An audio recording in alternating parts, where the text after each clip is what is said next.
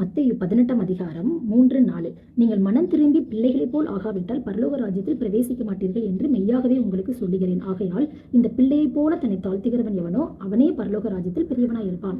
So இதை வாசிக்கும் போச்சுல அப்படி என்னடா அந்த பிள்ளைங்க கிட்ட ஸ்பெஷாலிட்டி ஏசப்பா எக்ஸ்பெக்ட் பண்ணுறாரு அப்படின்னு சொல்லிட்டு என்னோட சைல்டுஹுட கொஞ்சம் ஒரு ஃப்ளாஷ்பேக் நான் ரிவைண்ட் பண்ணி பார்க்கும்போதுல நான் ஒரு 2 உலகமாக பார்க்குறேன். ஸோ அது ஒரு உலகத்தில் நான் எப்படி இருந்தேன் அப்படின்னா, நீங்கள் என்னை திட்டினாலும் அடித்தாலும் தள்ளியே விட்டாலும் உங்களை நான் எதுவும் சொல்ல மாட்டேன். நீங்கள் அப்படியே பல்ல கடிச்சிட்டு முணங்கிட்டு என்னை பார்த்தாலும் ஐயோ இப்படி பார்க்குறாங்க அப்படின்னு சொல்லிட்டு நான் வேணா நவுண்டு உட்காந்துக்கிறேன்.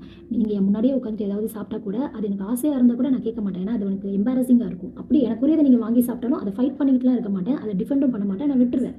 என் முன்னாடியே எங்களை பற்றி தப்பாக பேசினாலும் நம்மளெல்லாம் பற்றி தப்பாக பேசலாம் போல, முன்னாடியே உட்காந்துட்டு இவளுக்குலாம் எதுவும் கொடுக்காது அப்படின்னு சொன்னாலும் நம்மளாம் எதுவும் வாங்கக்கூடாது போல, அப்படி என் வயசில் இருக்கிறவங்களோ எனக்கு கீழே இருக்கிறவங்களோ இல்லை வந்து அதை எடுத்துட்டு வா இதை எடுத்துட்டு வா தண்ணி எடுத்துட்டு வா இல்லை சாப்பிட்டுட்டு எனக்கு 2வது தடவை வாங்கிட்டு அப்படின்னு சொன்னாலும் 10 தடவை சொன்னாலும் சலிக்காமல் நான் பண்ணுவேன். எல்லா பிரச்சனையும் காரணம் நீங்கள் தான் தெரிஞ்சதுக்கு அப்புறமும் நீங்கள் குட் ஸ்வீட்னு சொன்னாலும் அந்த குட் ஸ்வீட்டை தான் நான் நம்புவேன். மொத்தத்தில் எனக்கு பிடிக்கலன்னா கூட பண்ணுவேன், பிடிச்சாலும் நான் எதுவும் கேட்க மாட்டேன். ஏன்னா நம்மளாம் ரொம்ப புவர் பீப்புள் போல, நம்மளாம் டிசர்வ் இட் அப்படின்னு சொல்லிட்டு நான் ஏற்றுக்கிற மனப்பான்மையில தான் அப்போ இருந்தேன்.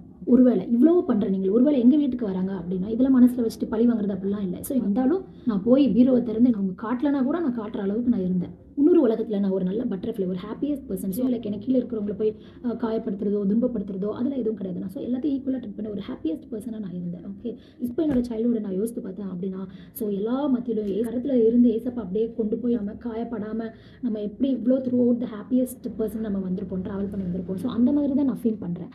அன்றும் என்றும் என்றும் நம்ம தேவன் நம்மளை வழிநடத்திக்கிறவராக இருக்கிறார்.